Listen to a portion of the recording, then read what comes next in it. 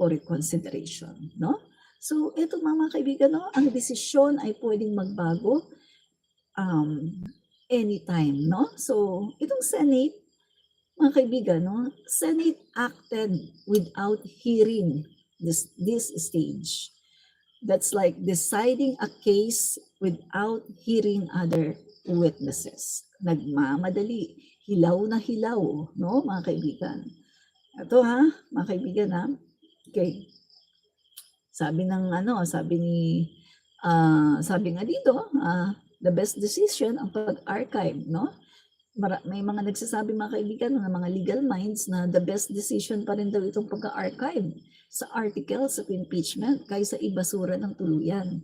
Kasi once na in-archive mo lang daw yan mga kaibigan, anytime pwede mo daw hugutin doon sa pagkaka-archive, no? So, napapaisip nga ako eh. So, ibig sabihin pala mga kaibigan, kapag ang Korte Suprema ay nagsabi na, okay, binabaliktad na namin yung aming desisyon, so anytime pwede palang hugutin ng mga senador itong impeachment at pwedeng ituloy, di ba?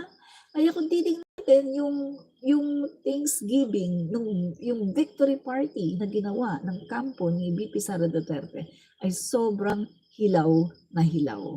Dahil hindi pa talaga final, wala pang finality. Sabi naman mga kaibigan ng mga kongresista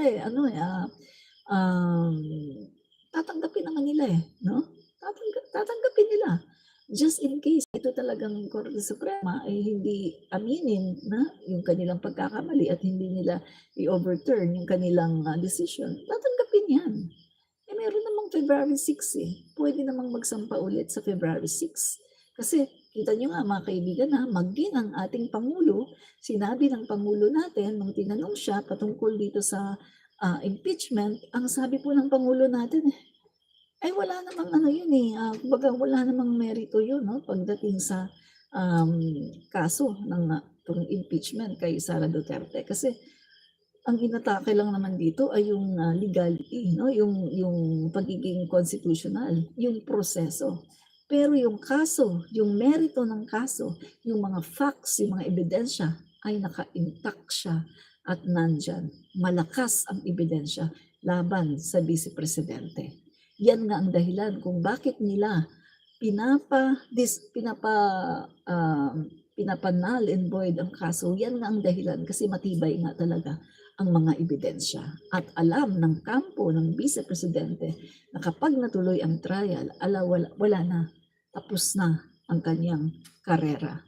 Dahil malalaman ng buong mundo at malalaman maging ng mga lahat ng DDS at natitiyak ko maging yung mga DDS na sumasamba sa kanya ay tatalikuran na rin siya kapag natuloy ang trial. Yan ang kinatakot ni VP Sara Duterte. Kaya talagang hinarangan nila ng husto todo ang paghaharang nila sa impeachment para ito ay hindi matuloy. Kasi alam niya na pag nag-start ang trial, tapos na ang kanyang political career.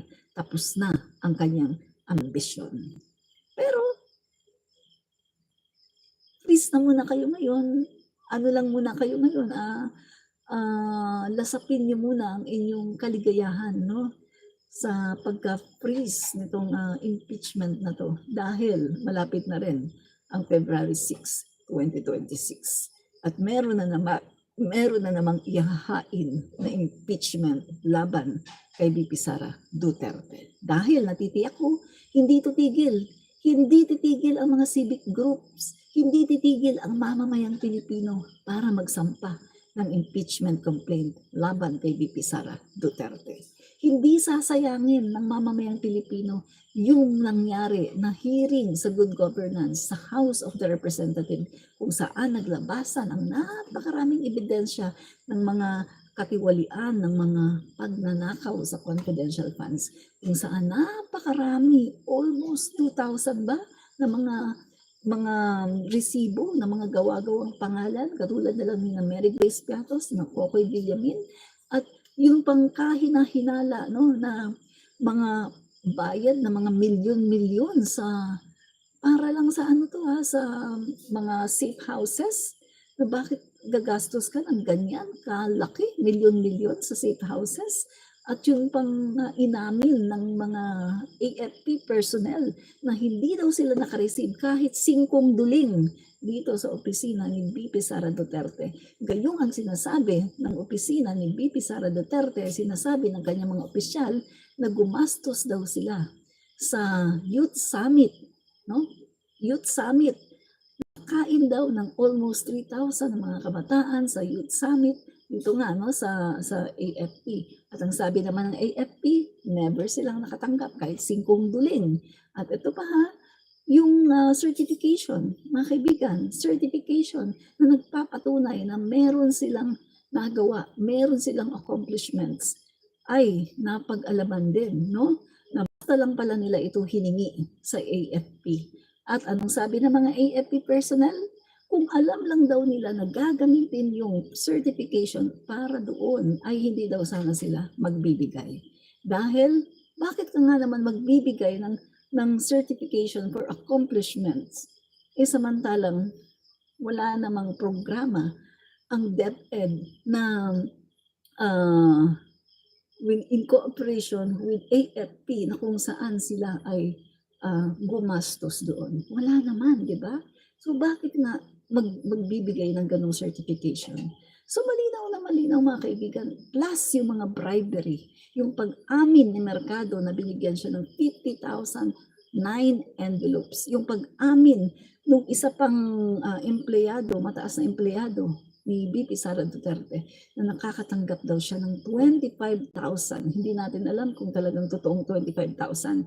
Kasi nang tinanong siya kung magkano, medyo nag-isip siya, di ba? Sabi niya, maliit lang, hindi natin alam kung talagang ganun lang ba kaliit, kung 25,000 lang ba talaga. At yung isa pa na umamin din na nakakatanggap siya ng pera, ng envelope. At marami pang iba na mga ebidensya.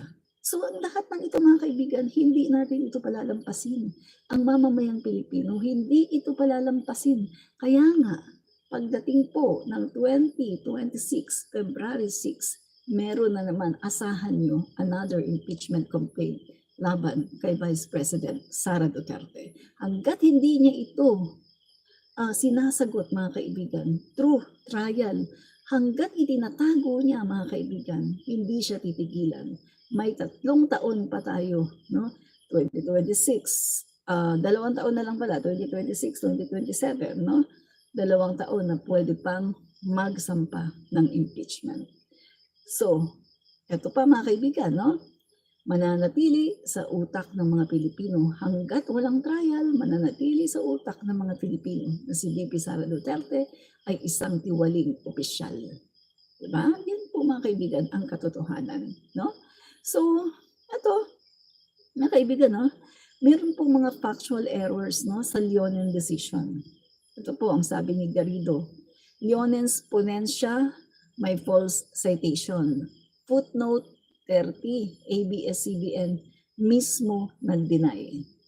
So mga kaibigan, may ginamit po, no, itong si Leonen na ponente itong desisyon, no, to declare unconstitutional the impeachment of Sara Duterte. May ginamit po siyang footnote doon na nilagay niya doon yung isang report di umano ng ABS-CBN. Pero dininay po ng ABS-CBN na wala silang ganong sinasabing report, no?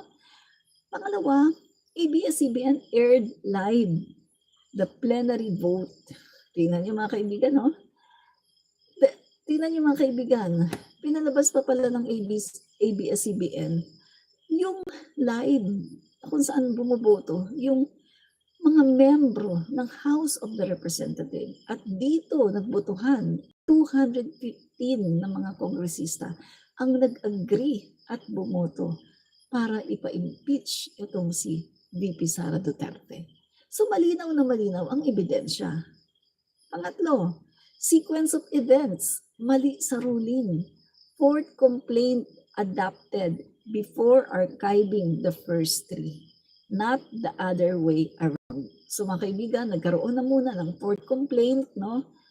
nagkaroon na muna ng court complaint, kumbaga nakapagbotohan sa plenary, et cetera, bago sila nag-decide na i-archive ang 1, 2, and 3 na impeachment, no? So, dinala na muna mga kaibigan, napadala na muna nila sa Senado.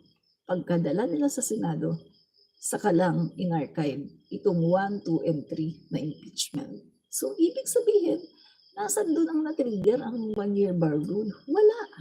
Walang na-trigger ng 1-year bar rule kasi ipinadala muna ang impeachment, ang articles of impeachment sa Senado, pinadala muna bago pinagdesisyonan ng plenary na i-archive yung 1, 2, and 3 impeachment complaint. So, malinaw na malinaw mga kaibigan, no? So, yan po you cannot be right with the law if you're wrong on the facts. Yan po. Hindi ka pwedeng maging tama sa sinasabi mong ito yung tamang ruling, ito yung tamang batas, kung yung ginamit mo naman na facts ng mga datas ay mali. Make sense, mga kababayan, no? So, yung legal computation issue, no? Ang sabi po ni Attorney Falsis, mali ang bilang ni Marcoleta sa 10 session day rule, no? So, ito kino-correct niya, no? Sabi niya, 27th session, first day equals first day. The 36th session, 10th day, Constitution complied. So, tama po, no? 10th day only, hindi po sila kumbaga hindi sila nag-exceed doon sa 10th day session na sinasabi na requirements. Hindi po sila nag-exceed, no? So, Senate ignored this and archived anyway. So, in-ignore po nila itong mga facts na to. At ang ginawa nila ay i-archive ang impeachment complaint laban kay VP Sara Duterte. Samantala mga kaibigan, ang sabi po ni Justice Carpio, ni Monsud, Christian Monsud, ni Azcuna, at saka ni Garrido, at saka ni Attorney Falsis, all raise legal and factual grounds na pwedeng baguhin ang ruling. Yan. So, kailangan nga po, mga kaibigan, ay maaprubahan ang yung oral arguments, no? Magkaroon ng oral arguments para malaman kung ano ba talaga. Para kumbaga malaman, no, lahat ng mga argumento ng mga legal minds, Philconsa, ng mga dating Supreme Court justices, no? Kasi kitang-kita natin mga kaibigan, meron pong mali sa desisyon ng Korte Suprema. May mali, no? So, yan po mga kaibigan. Yan. Sabi ni Kizmi, tama, may oral arguments dapat. Opo, dapat po talaga may oral arguments. Yan. And Rowena Tumalon, sa February na lang yan, madam. Yan. At si Ark, yan. Reynaldo Templa, yan, sabi niya, hindi ka naman attorney. Oh, yan. Yan yung sinasabi palagi ng mga DDS, no? Hindi ka naman attorney, abogado ka ba? Yan. Ang sabi nga po ng mga legal minds na to nagsasabi hindi mo naman kailangan maging abogado o maging attorney para malaman mo ang batas. Ang kailangan mo lang, konting aral, konting basa-basa, at konting dinig-dinig doon sa mga lawyers, doon sa mga Korte Suprema, mga justices, at kung sino-sino mga legal minds, dinig-dinig, aralin yung mga sinasabi nila, basa-basa sa dictionary kapag may nakita ka sa batas, may nakita ka ng mga terminology na hindi mo maintindihan, punta ka sa dictionary, tingnan mo ano ba ang ibig sabihin nito sa law, no, sa batas, ano ba ibig sabihin yan. So, ganun lang po. Hindi na natin kailangan na maging lawyer tayo, maging attorney tayo para magkaroon tayo ng kaalaman pagdating sa batas. Pwede tayo magkomento, lalong-lalo na tayo ay mga Pilipino, mga mamamayang Pilipino na concern sa ating bayan. Ang sabi nga po ni Marvick Leonen, mga kaibigan, meron po siyang post niyan, mga kaibigan, no, na ang mamamayang Pilipino ay pwede daw pong mag-criticize. Ang mga simpleng mamamayan ay pwedeng mag-criticize sa kanila at pwede daw po tayong magbigay ng ating mga komentaryo, ng ating mga kritisismo dahil sila daw ay nagkakamali dahil tao lang sila. Yan po ang katotohanan. So alisin po natin yung ating mga maling pag-iisip na kapag hindi ka lawyer, pag hindi ka attorney, hindi ka pwedeng magkomento patungkol sa batas. Dahil kaya nga po, my God, digital age na tayo ngayon, may internet na. Oh. Kung hindi mo alam, ayan oh, punta ka sa mga website. Basahin mo yan. Kung hindi ka maintindihan, punta ka sa dictionary. Tingnan mo dyan. Ganon lang po. At napakarami natin ngayon ng mga lawyers, mga legal minds na meron silang mga pages. Sila ay nagdi-discuss ng mga batas. My God, hindi na natin kailangan na maging lawyer pa para tayo ay mag-interpret ng batas. Ang sasabihin ko sa inyo, no?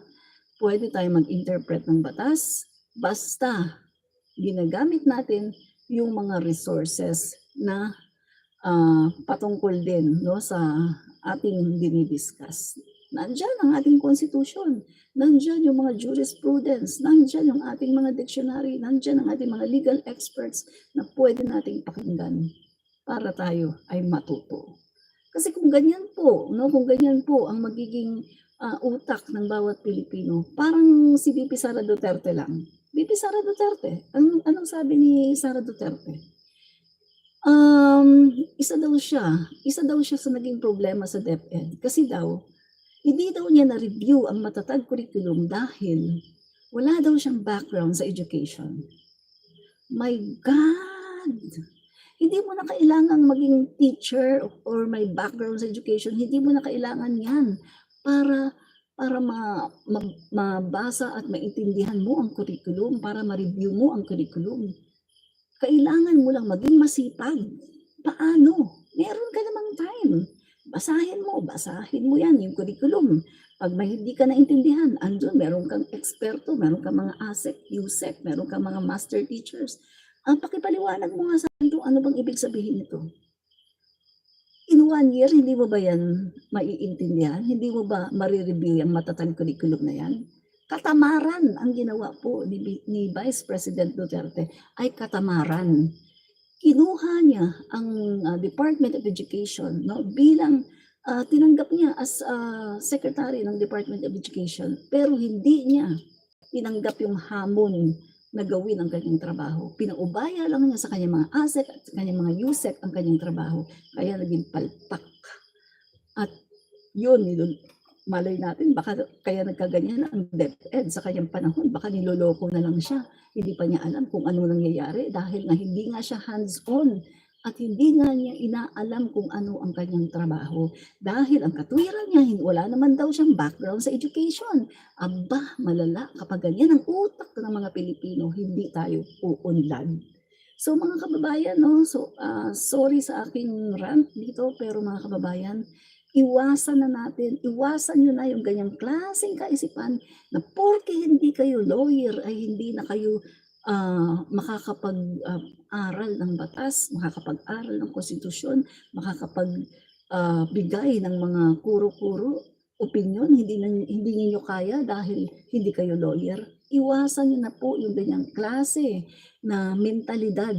Hindi po tayo uunlad kapag ganyan po ang utak ng mga Pilipino. Na huwag po gayahin si Vice President Sara Duterte na hindi daw niya na-review ang curriculum dahil wala daw po siyang background sa education. Ang kailangan lang natin dito ay sipag, tiyaga, determinasyon para pag-aralan ang mga proseso, pag-aralan yung mga terminology, pag-aralan yung mga batas na gusto nating malaman at makinig tayo sa mga legal minds. Ang dami-dami dyan sa internet to. Mababasa natin at ang dami din sa YouTube, mga attorney, mga lawyer na nagdi-discuss sila tungkol sa mga batas. My God, no. Diyos ko day, ano ba, no? Okay, napasermon tuloy ako. Yan. Kiss me, sabi nga ng isang lawyer, gamitin natin critical thinking. Correct, tama ka diyan, kiss me. Yung ginagawa ko, sabi nga, ignorance of the law, no one excuses no one. Correct, no? Kasalanan ang walang alam. Alam ko na kung bakit pabagsak bansa natin kasi pina hindi ko mabasa yung ano. Yan. So yan po mga kaibigan, iwasan po natin yung ganong klaseng mentalidad na porke hindi lawyer wala na, no? Wala na talaga. Victoria Arevalo, si Sarah meron siyang background sa pagnanakaw like her father. Yan. Alden Gaming YouTube, YT, wala na yung kalokohan na impeachment, madam. Okay? Hindi po kalokohan ang impeachment. Ang impeachment po ay nasa Constitution. Kung kalokohan po yung impeachment, hindi po yan ilalagay sa Constitution. Okay, Alden? Okay. At saka si Lorna Rafael, salamat po, no, sa iyong panonood.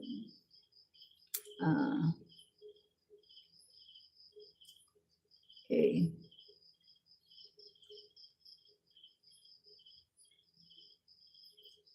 Okay, no? So, tuloy tayo. Tuloy po tayo sa ating topic. Yan. So, ito nga, no? Senate's action look hasty, procedurally wrong, and politically suspect. In constitutional accountability, haste makes ways. The Supreme Court still has a chance to correct errors. But the Senate, sana hindi pa talaga lose ang book in disguise of archiving the articles of impeachment. Kapag binaliktad ng SC ang error nila, mas malaking problema.